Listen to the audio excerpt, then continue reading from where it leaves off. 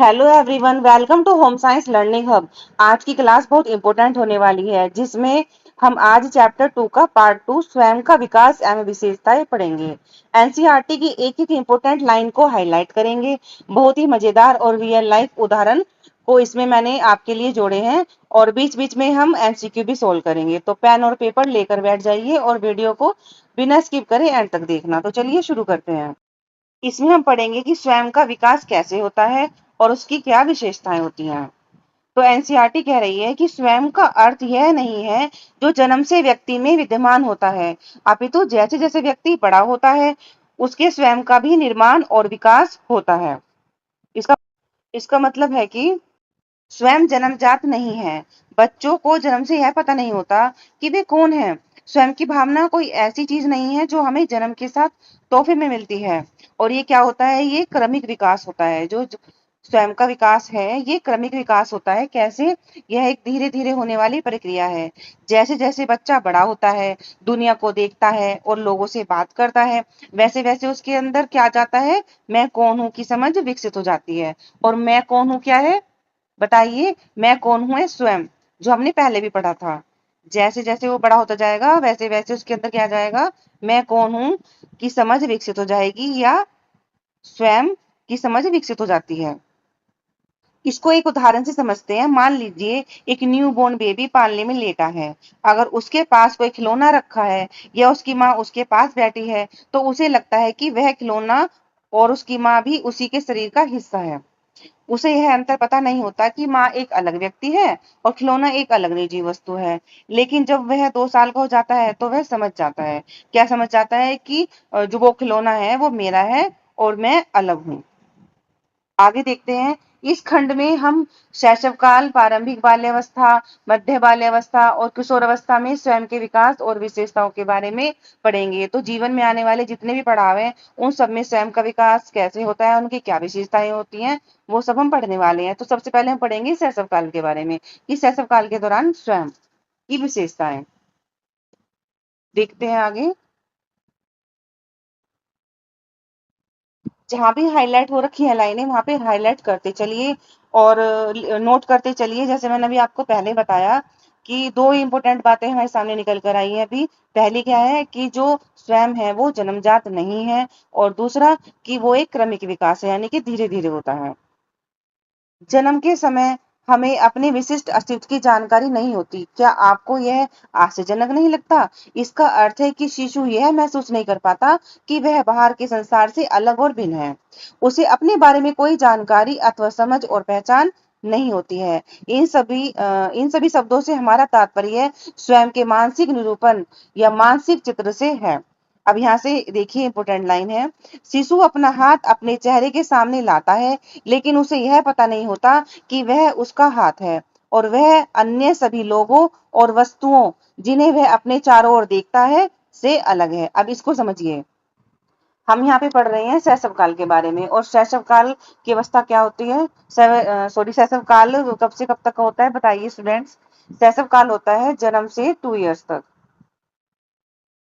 और जैसा कि यहाँ पे बात हो रही है शिशु की, यानी शुरुआती 5-6 महीनों में शिशु को अपने खुद के शरीर के अंगों की भी पहचान नहीं होती है। और जो यहाँ पे विशेषता निकल कर आई है शैशव काल की, वो है अस्तित्व का भ्रम। नोट कर लीजिए। जब वह अपने ही हाथ पैर को हिलते हुए देखता है या हिलाते हुए देखता है तो उसे लगता है कि यह कोई भारी चीज या खिलौना हिल रहा है। वह यह नहीं समझ पाता कि हाथ को हिलाने वाला दिमाग उसका खुद का ही है। जैसे आपने अक्सर 3-4 महीने के छोटे बच्चों को देखा होगा कि वह अपने ही हाथ की उंगलियों को बहुत ध्यान से देखता रहता है, या अपने ही पैर के अंगूठे को मुंह में डालने की कोशिश करता है। वह ऐसा इसलिए करता है क्योंकि उसके लिए उसका पैर का अंगूठा भी किसी भारी खिलौने की तरह ही है ना। वो उसको भारी खिलौने की तरह ही समझ रहा है अपने पैर के अंगूठे को, जिसे वह तलाश रहा है। या उसे पता नहीं होता कि वो पैर का अंगूठा है।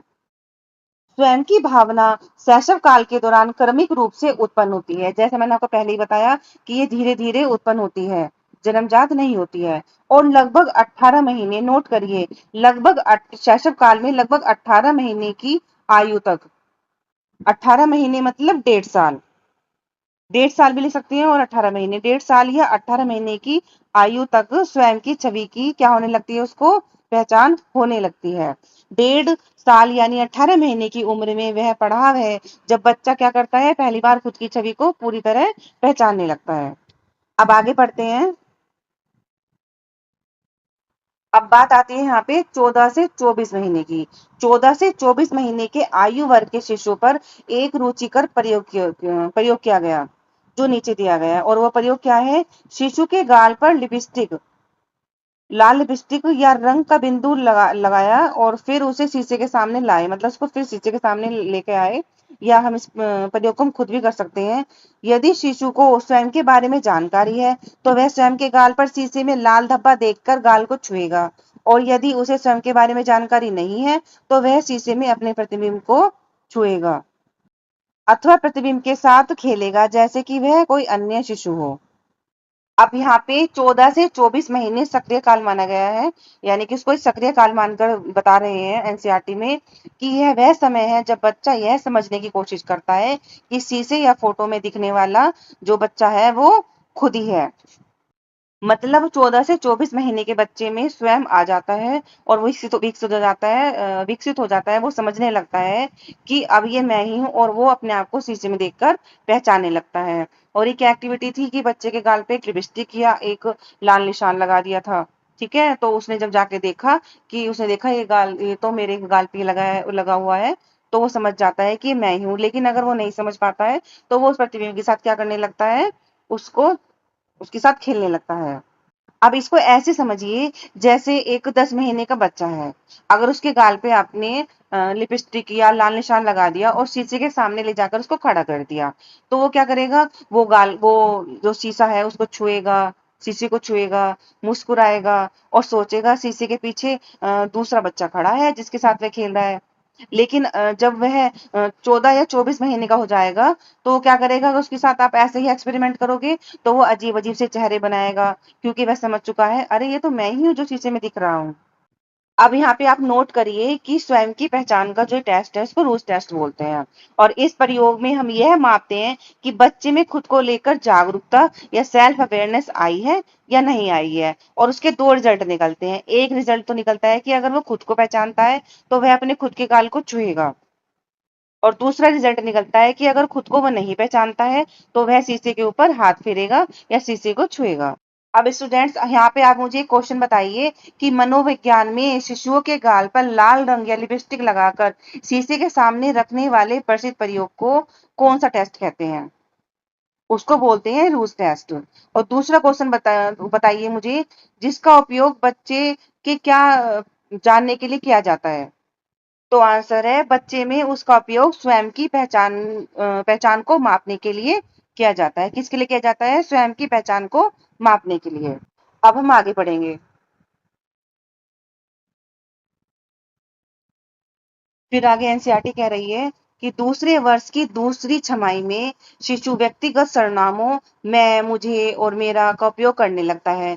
वह किसी व्यक्ति अथवा वस्तु पर अधिकार जताने जैसे मेरा खिलौना अथवा मेरी माँ अपने बारे में अथवा जो कार्य वह कर रहा है उसे बताने अथवा अपने अनुभवों को बताने जैसे मैं खाना खा रहा हूँ के लिए इनका उपयोग करते हैं। इस समय तक शिशु स्वयं को तस्वीर में भी पहचानना शुरू कर देता है। स्टूडेंट सब समझिए, यहाँ पे बात हो रही है दूसरे वर्ष की दूसरी छमाही में, यानी कि 1.5 से 2 साल के बच्चे की यहाँ पे बात हो रही है। और स्टूडेंट नोट करिए यहाँ पे अब उसके अंदर कौन सी विशेषता आ गई है स्वयं की। एक तो अधिकार की भावना, नोट करिए।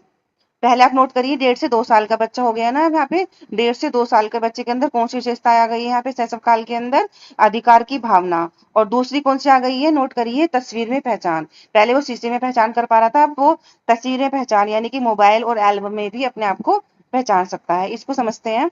1.5 से 2 साल का बच्चा है अब भाषा के माध्यम से अपने वजूद को दिखाने लगता है। वह मैं, मुझे, मेरा जैसे शब्दों को क्या करने लगता है, समझने लगता है और बोलने भी लगता है। और दूसरा, उसे तस्वीर में पहचान भी हो जाती है। अब बच्चा सिर्फ शीशे में ही नहीं बल्कि मोबाइल या एल्बम की फोटो में भी खुद को देखकर पहचानने लगता है। स्टूडेंट्स को पहचानने लगता है कि यह मैं ही हूँ।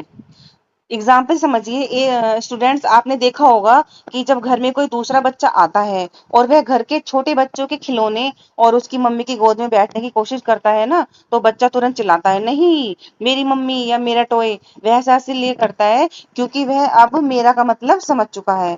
अगर आप उसे फोन में उसकी फोटो दिखाएंगे तो वह तुरंत उंगली रखकर कहेगा, देखो यह मैं हूँ।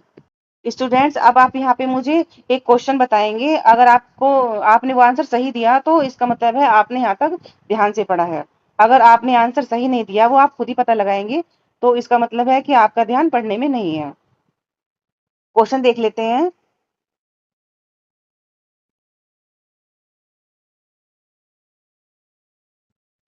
क्वेश्चन है, किस आयु तक बच्चा शीशे या दर्पण में अपनी छवि को पहचान सकता है? ऑप्शन ए 6 महीने, ऑप्शन बी 14 महीने, ऑप्शन सी 18 महीने, या ऑप्शन डी 24 महीने। बताइए क्या आपका आंसर? ऑप्शन ए, बी, सी या डी? इसका आंसर है सी, 18 महीने। अब हम पढ़ेंगे प्रारंभिक बाल्यावस्था के दौरान स्वयं की विशेषताएं। अब यहाँ पर एनसीईआरटी कह रही है कि 3 वर्ष का होने तक बच्चे प्राय धारा प्रवाह बोलने लगते हैं। यहाँ पे हम पढ़ रहे हैं बाल्यावस्था के बारे में। इससे पहले हमने पढ़ा था शैशवावस्था के बारे में। तो शैशवावस्था कब से कब तक थी? जन्म से 2 वर्ष तक। और बाल्यावस्था कब से कब तक होती है? 3 से 6 वर्ष तक। तो इसमें हम सबसे पहले क्या देख रहे हैं कि 3 वर्ष का बच्चा धारा प्रवाह बोलने लगता है। याद रखिए, कब बोलने लगता है धारा प्रवाह? 3 वर्ष का बच्चा। हमें बच्चे के स्वयं की समझ के बारे में जानने के लिए केवल स्वयं की पहचान पर आश्रित होने की आवश्यकता नहीं है। हम उन्हें स्वयं के बारे में बातचीत में शामिल कर शाब्दिक साधनों का उपयोग कर सकते हैं। शोधकर्ताओं ने पाया कि बच्चे के स्वयं की समझ की निम्नलिखित 5 मुख्य विशेषताएं हैं। अब यहाँ पर हम बाल्यावस्था के बारे में 5 मेन विशेषताएं पढ़ने वाले हैं, जिनमें से पहली है, वे स्वयं को, हाईलाइट करिए यहाँ पे, वे स्वयं को अन्य लोगों से अलग बताने के लिए स्वयं का अथवा अपनी वस्तुओं के ब्राह विवरण का उपयोग करते हैं। वे विवरणात्मक शब्दों जैसे लंबा अथवा बड़ा का उपयोग कर सकते हैं, अथवा जो कपड़े वे पहनते हैं और जो खिलौने और वस्तुएं उनके पास हैं उनको संदर्भित कर सकते हैं। उनका स्वयं संबंधी विवरण संपूर्ण अर्थों में होता है। इसका अर्थ यह है कि स्वयं की तुलना अन्य से नहीं करते। उदाहरण के लिए यह कहने की बजाय कि मैं किरण से लंबा हूं, बच्चा कहेगा कि मैं लंबा हूं। अब इसमें 3 चीजें निकल कर आई है इस विशेषता में। एक तो ब्राह विवरण और संपूर्ण अर्थों में होना, फिजिकल और एक्सटर्नल डिस्क्रिप्शन, और दूसरा है शारीरिक रूप से पहचान, और फिर है तुलना ना करना। मतलब ये 3 टॉपिक इस चीज से निकल कर आए हैं, नोट कर लीजिए। इस उम्र में बच्चा अपने बारे में जो भी बताता है वह सिर्फ क्या है, बाहर से दिखने वाली चीजें हैं, जैसे उसके कपड़े, उसके खिलौने, उसकी लंबाई। और दूसरा वो क्या नहीं करता है, वो तुलना नहीं करता है। बच्चा किसी दूसरे से अपनी तुलना करके नहीं बोलता, उसका विवरण संपूर्ण होता है, यानी वह स्वतंत्र रूप से अपनी बात कहता है। स्टूडेंट जैसे 3 साल का बच्चा है ना, तो वह यही कहेगा कि मैं तो राहुल से लंबा हूँ। तो यह तुलना है जो वह नहीं कर सकता। 3 साल का बच्चा यह नहीं कर सकता। इसके बजाय वह सीधे क्या कहेगा, अपनी कॉलर ऊंची करके कहेगा, मैं बहुत लंबा हूँ, या देखो मेरे पास बड़े वाली कार है। वह खुद को सिर्फ अपनी भारी चीजों से क्या करता है, परिभाषित करता है। अब हम समझते हैं दूसरी विशेषता बाल्यावस्था की। वे जो कार्य कर सकते हैं उसके अनुसार स्वयं का विवरण देते हैं। उदाहरण के लिए खेल संबंधी कार्यकलापों के बारे में वह कहेगा कि मैं साइकिल चला सकता हूँ, मैं घर बना सकता हूँ, मैं गिनती कर सकता हूँ आदि। अर्थात उनकी स्वयं की समझ के अंतर्गत स्वयं का विवरण सक्रियता से शामिल होता है।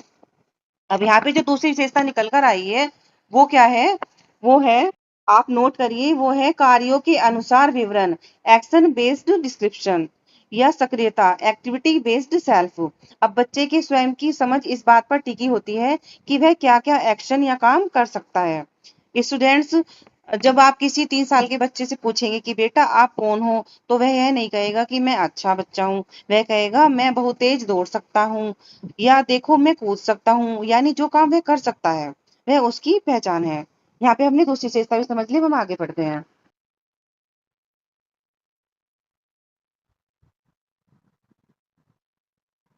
उनका स्वयं विवरण निश्चित होता है, अर्थात वे स्वयं को उन वस्तुओं के अनुसार परिभाषित करते हैं जो वे कर सकते हैं अथवा उन्हें जो दिखाई पड़ता है। जैसे मेरे पास टेलीविजन है। बाल्यावस्था की जो तीसरी विशेषता है वो है निश्चित विवरण या कॉन्क्रीट डिस्क्रिप्शन। मूर्त या दिखने वाली वस्तुएं, मतलब बच्चे अमूर्त या एब्स्ट्रैक्ट बातें नहीं समझ सकते। वे अपनी पहचान उन भौतिक वस्तुओं से जोड़ते हैं जो उनके घर में है या उन्हें वो छू सकते हैं। जैसे बच्चा गर्व से दोस्तों को बताएगा, पता है मेरे घर में बहुत बड़ा टीवी है, या मेरे पापा के पास बड़ी बाइक है। उसके लिए दिखाई देने वाली वस्तुएं ही उसके स्वयं का क्या है, हिस्सा है। अब स्टूडेंट्स, आप मुझे क्वेश्चन बताइए कि 3 वर्ष का बच्चा अक्सर खुद को परिभाषित करने के लिए कहता है, मेरे पास एक बहुत बड़ी लाल साइकिल है। यह बच्चे के स्वयं या सेल्फ की किस विशेषता को दर्शाता है? मैं आपको ऑप्शंस दे रही हूँ। ऑप्शन 1 अमूर्त विवरण, ऑप्शन 2 ब्रहा या निश्चित विवरण, ऑप्शन 3 सामाजिक तुलना, या 4 वास्तविक आकलन। इसका आंसर होगा ब्रहा या निश्चित विवरण, ऑप्शन 2 ब्रहा या निश्चित विवरण। फिर एनसीईआरटी कह रही है वे अक्सर स्वयं का आकलन वास्तविकता से अधिक करते हैं। जैसे एक बच्चा कह सकता है, मुझे कभी डर नहीं लगता, अथवा मुझे सभी कविताएं आती हैं, लेकिन हो सकता है उसे पूरी तरह से याद ना हो। तो यहाँ पे जो चौथी विशेषता निकल कर आई है स्टूडेंट्स, वो है वास्तविकता से अधिक आकलन या ओवर एस्टिमेशन ऑफ एबिलिटीज, अति विश्वास। छोटे बच्चों में खुद को लेकर एक जादुई क्या होता है, विश्वास होता है। वे अपनी कमियों को नहीं देख पाते और खुद को सुपरमैन समझते हैं। जैसे एक छोटा बच्चा कहेगा, मैं तो स्पाइडरमैन की तरह दीवार पर चढ़ सकता हूँ, भले ही वह 2 कदम चलते ही गिर जाता हो। या वह कहेंगे, मुझे सारी पढ़ाई आती है, भले ही उसे सिर्फ एबीसी ही आता हो। वे अपनी क्षमताओं को बढ़ा चढ़ाकर आंकते हैं। फिर पांचवी है, छोटे बच्चे यह पहचानने में भी अक्षम होते हैं कि उनमें भिन्न भिन्न गुण हो सकते हैं। वे अलग अलग समय में अच्छे और बुरे मतलबी व आकर्षक हो सकते हैं। स्टूडेंट्स नोट करिए, यहाँ पे जो पांचवी विशेषता है वो है भिन्न गुणों को पहचानने में अक्षम। मतलब जो बाल्यावस्था होती है उसमें बच्चा भिन्न गुणों को पहचानने में अक्षम होता है। एक समय में वो एक ही गुण पहचान पाता है। मतलब inability to recognise conflicting traits. बच्चा यह नहीं समझ पाता कि एक ही इंसान एक समय पर अच्छा और दूसरे समय पर बुरा हो सकता है या गुस्सा कर सकता है। इसके लिए चीजें या तो पूरी काली होंगी या पूरी सफेद होंगी। जैसे अगर बच्चे ने कोई खिलौना छुपा लिया तो वह खुद को पूरी तरह से बुरा या क्या समझेगा, चोर समझने लगेगा। वो बैलेंस नहीं कर पाता कि मैं मम्मी का अच्छा बेटा भी हूँ, पर अभी मैंने बस एक छोटी सी शैतानी की है। वह खुद को एक समय में सिर्फ एक ही रूप में देखता है। अब आगे बढ़ते हैं स्टूडेंट्स। इसमें राधा है जिसकी उम्र 3 वर्ष है और 18 माह है। मतलब यहाँ पे एक लड़की है राधा जिसकी उम्र 3 वर्ष 18 माह है और एक वयस्क है। उन दोनों के बीच में बातचीत चल रही है। और ये बातचीत जो हमने पहले विशेषताएं पढ़ी है ना, अभी 5 विशेषताएं, उनका जीता जागता प्रमाण है। जो वयस्क है वो बोल रहा है, अपने बारे में कुछ बताओ। राधा से बोल रहा है कि अपने बारे में कुछ बताओ।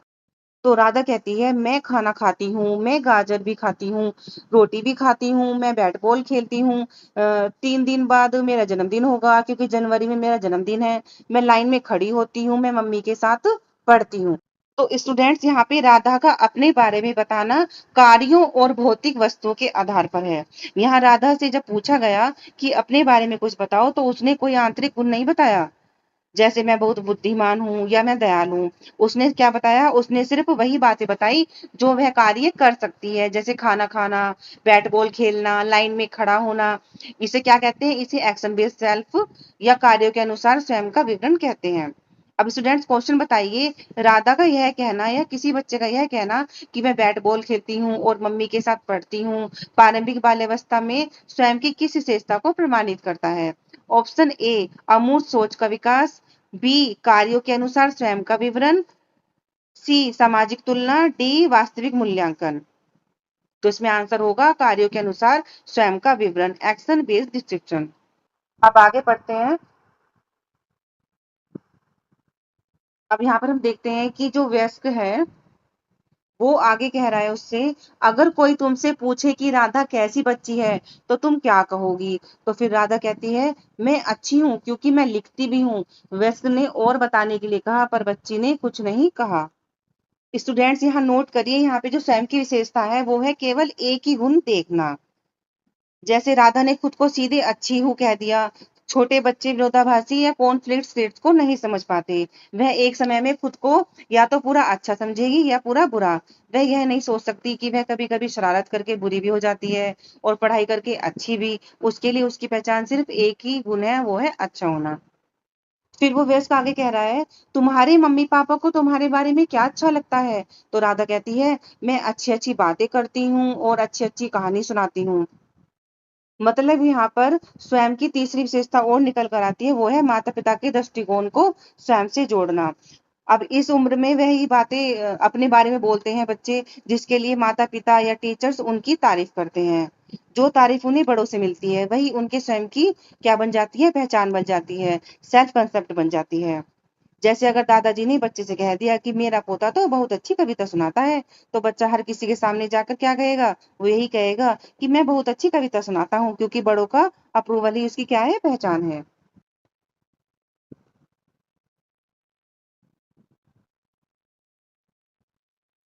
फिर व्यस्क कह रहा है उससे, तुम्हें अपने बारे में क्या अच्छा लगता है? तो राधा कहती है, मुझे मेरे गुलाबी जूते अच्छे लगते हैं, बेबी अच्छा लगता है, अपनी सहेलियां अच्छी लगती हैं। तो यहाँ पे जो चौथी विशेषता निकल कर आ रही है वो है निश्चित मूर्त या दृश्य वस्तुएं। तो राधा को अपने स्वभाव या आदतों के बारे में कुछ नहीं पता, उसे अपने बारे में क्या पसंद है, उसके गुलाबी जूते, भौतिक वस्तुएं और उसकी सहेलियां। यहाँ पर वो अपने स्वभाव के बारे में ना बताकर सिर्फ अपनी सहेलियों के बारे में बता रही है ना, भौतिक वस्तु के बारे में बता रही है। वह साबित करता है कि प्रारंभिक बाल्यावस्था में स्वयं का विवरण हमेशा निश्चित और दृश्यमान या कॉन्क्रीट टेंजिबल से चीजों पर आधारित होता है। यहाँ पर स्टूडेंट्स फिर एक क्वेश्चन की बारी है और जिसका आंसर आप मुझे कमेंट बॉक्स में करेंगे। राधा द्वारा अपने पसंद के बारे में पूछने पर गुलाबी जूते का नाम लेना स्वयं के किस रूप को दर्शाता है? ऑप्शन ए मूर्त या निश्चित वस्तु के अनुसार परिभाषा, बी अमूर्त आत्म अवधारणा, सी आत्म समीक्षा या डी सामाजिक पहचान।